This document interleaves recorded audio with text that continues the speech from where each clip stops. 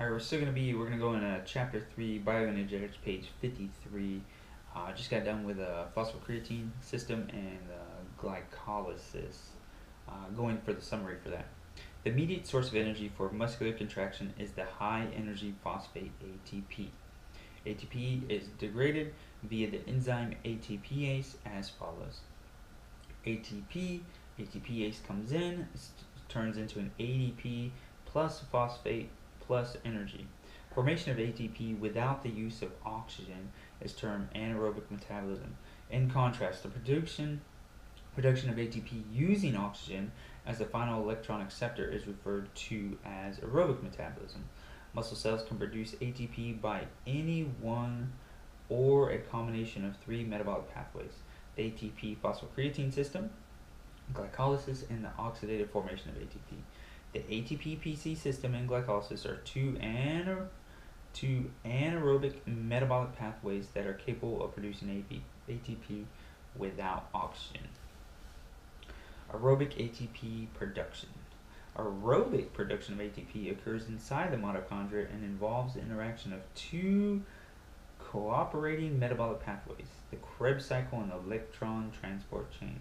The primary function of the Krebs cycle, also called the citric acid cycle of tricarboxylic acid cycle, is to complete the oxidation, hydrogen removal of carbohydrates, fats, or proteins using NAD and FAD as hydrogen carriers.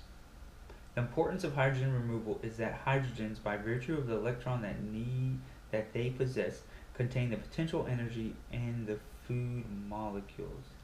This energy can be used in the electron transport chain to combine ADP plus a phosphate to reform ATP. Oxygen does not participate in the reactions of the Krebs cycle, but is the final hydrogen acceptor at the end of the electron transport chain. Water, an example would be water is formed, hydrogen plus oxygen equals water, H2O. The process of aerobic production of ATP is termed oxidative phosphorylation. To understand the processes involved in aerobic ATP generation, it is convenient to think of aerobic ATP production as a three-stage process. Stage 1 is the generation of a key 2-carbon molecule, acetyl-CoA. Stage 2 is the oxidation of acetyl-CoA in the Krebs cycle. Stage 3 is the process of oxidative phosphorylation, i.e. ATP formation, in the electron transport chain, the respiratory chain. A detailed look at the Krebs cycle and electron transport chain follows. Alright. Let's see, so we're still on page 53. We're in the Krebs cycle. Don't want to get too crazy into this, but where are we at? Krebs cycle. The Krebs cycle is named after the biochemist Hans Krebs, whose pioneering research has increased our understanding of the rather complex pathway. See a look back, important people in science. Right here somewhere. Entry into the Krebs cycle requires participation of 2 carbon molecules. Acetyl-CoA can be formed from the breakdown of carbohydrates, fats, or proteins. For the moment, let's focus on the formation of acetyl-CoA from pyruvate. Recall that pyruvate is an end product of glycolysis. Figure 3.18 depicts the cyclic nature of the reaction involved in the Krebs cycle. Note that pyruvate 3-carbon molecule is broken down to form acetyl-CoA 2-carbon molecule, and the remaining carbon is given off as CO2. Carbon dioxide. Next, acetyl-CoA combines with oxaloacetate 4-carbon molecule to form citrate, 6 carbons. What follows is a series of reactions to generate oxaloacetate in 2 molecules of CO2, and the pathway begins all over again.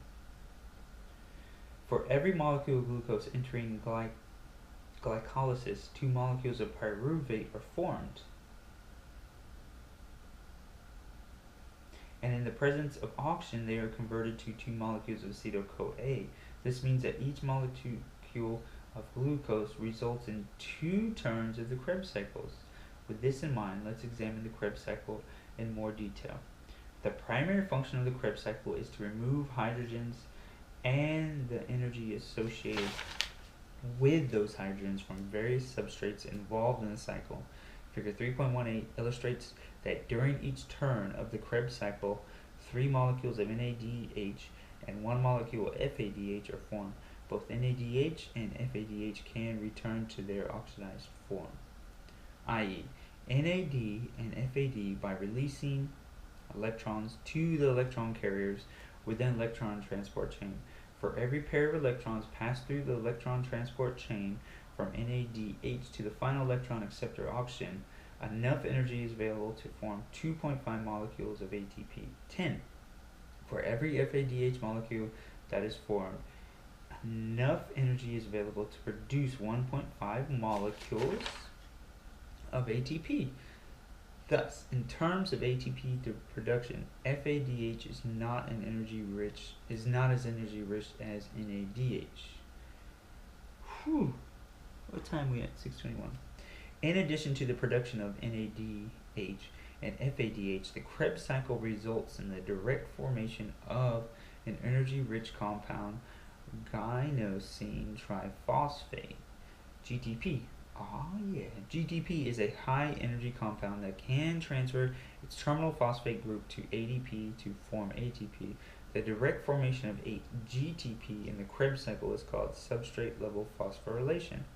It accounts for only a small amount of total energy conversion in the Krebs cycle because the most of the Krebs cycle energy yield, i.e. NADH and FADH, is taken to the electron transport chain to form ATP.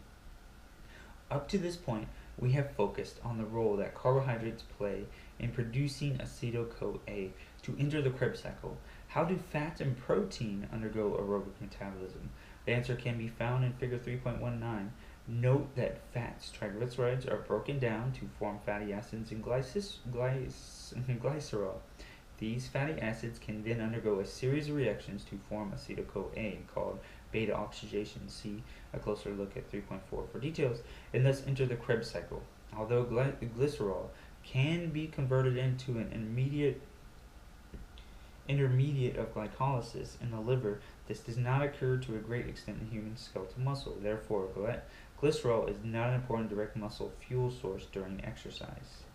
As mentioned previously, protein is not considered a major fuel source during exercise because it contributes only 2 to 15% of the fuel during exercise. Proteins can enter bioenergetic pathways in a variety of places. However, the first step is the breakdown of the protein into its amino acid subunits.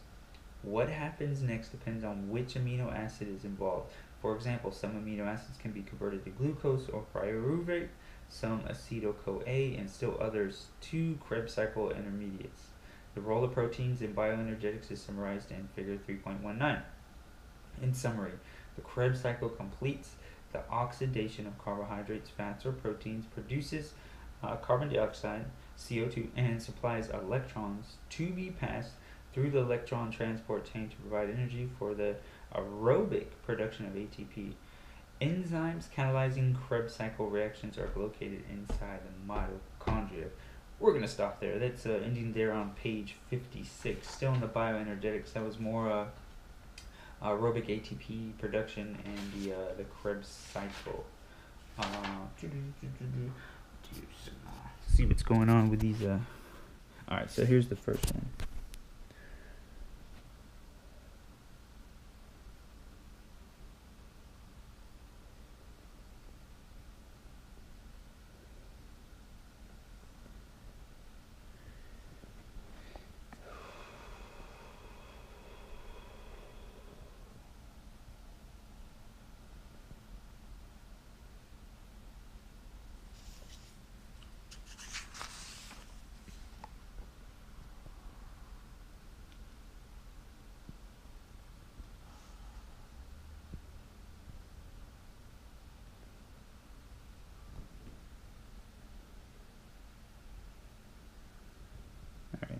So we'll hold off there with the diagrams. It's chapter 3. Exercise physiology. See ya.